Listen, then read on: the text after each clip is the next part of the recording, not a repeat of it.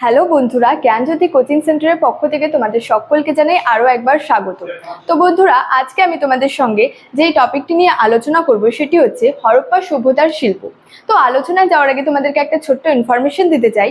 তোমরা যারা আমাদের কোচিং সেন্টারে এখনো যুক্ত হওনি কিংবা যুক্ত হতে চাইছো, তারা উপরে দুটি নাম্বার দেখতে পাচ্ছ, 6295916282 এবং 7076398606।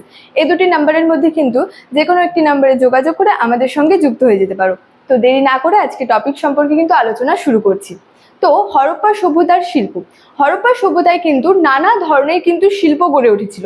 এই শিল্পগুলির মধ্যে ছিল হচ্ছে বস্ত্রবয়ন শিল্প, প্রস্তর শিল্প, ধাতু শিল্প, মৃৎশিল্প, গজদন্ত শিল্প, চুনাপাথরের কাজ, কাঠের কাজ, ইট শিল্প, অলংকার শিল্প প্রভৃতি।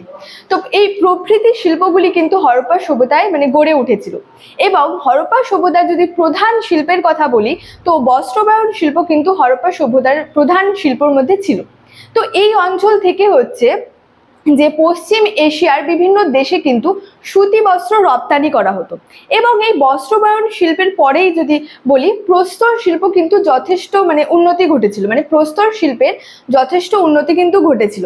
এবং এখান থেকে হচ্ছে পাথরের তৈরি হাতিয়ার, তারপরে হচ্ছে যে মূর্তি, এছাড়াও বলা হয়েছে এমনকি যে দামি পাথরগুলি যে ছিল, যেমন হচ্ছে জেড, কার্নেলিয়াম, ল্যাপিস লাজুলি, তো এই প্রভৃতি দামি পাথরের তৈরি কিন্তু যে শৌখিন দ্রব্যগুলি ছিল, এই দ্রব্যগুলিও কিন্তু পাওয়া গেছে।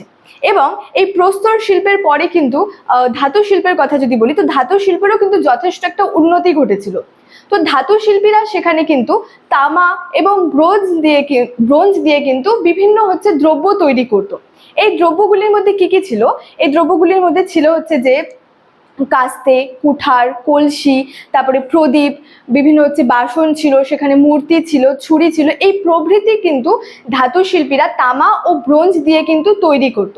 এবং অলংকারের কথা যদি বলি, সেখানে হচ্ছে সোনা ও রূপার কিন্তু অলংকার নির্মাণও শিল্পীরা কিন্তু যথেষ্ট দক্ষ ছিল। তারপরে যদি মৃৎশিল্পের কথা বলি, মৃৎশিল্প নির্মাণেও হরপ্পাবাসীরা হচ্ছে যথেষ্ট পারদর্শী ছিল। তারা হচ্ছে মাটির থালা, জালা, বাটি, কলসি, খেলনা প্রভৃতি কিন্তু তৈরি করত এবং এগুলিকে হচ্ছে আগুনে পুড়িয়ে তারা আরো মজবুত করে নিত। পরে এতে তারা হচ্ছে রং ব্যবহার করত। তো বলা হয়েছে এই পোড়ামাটির পাত্রের গায়ে তারা সাধারণত হচ্ছে কালো রং ব্যবহার করত। এবং এই যে পাত্রগুলির গায়ে হচ্ছে আঁকা থাকতো হচ্ছে গাছপালা, পশু পাখি, ফুল প্রভৃতির ছবি কিন্তু আঁকা থাকতো। এবং এটা বলা হয়েছে যে হরপ্পা সভ্যতার যে প্রাপ্ত যে সমস্ত আর কি পোড়ামাটি বা চুনাপাথরের যে শিলমোহরগুলি অর্থাৎ শিলগুলি যে ছিল, এই শিলগুলিতে কিন্তু বিভিন্ন হচ্ছে গাছপালা, পশু পাখি এবং হচ্ছে দেবদেবীর মূর্তি হচ্ছে উৎকীর্ণ আছে, অর্থাৎ যে খোদাই করা আছে বা চিত্রিত আছে বলে কিন্তু বলা হয়েছে। এছাড়াও সেখানে হচ্ছে যে ইট ভাটা, কাঠ, তারপরে হাতির দাঁতের কাজেও কিন্তু বহু আর কি মানুষ কিন্তু নিযুক্ত থাকতো।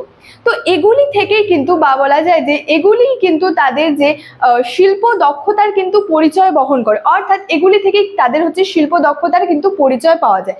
তো স্টুডেন্ট, এই ছিল আজকে আমার হরপ্পা সভ্যতার শিল্প সম্পর্কে আলোচনার বিষয়। ভিডিওটি ভালো লাগলে লাইক, কমেন্ট এবং বন্ধুদের সঙ্গে শেয়ার করে দিও। দেখা হচ্ছে তোমাদের সঙ্গে পরবর্তী ভিডিওতে। Thank you so much. Thanks for watching.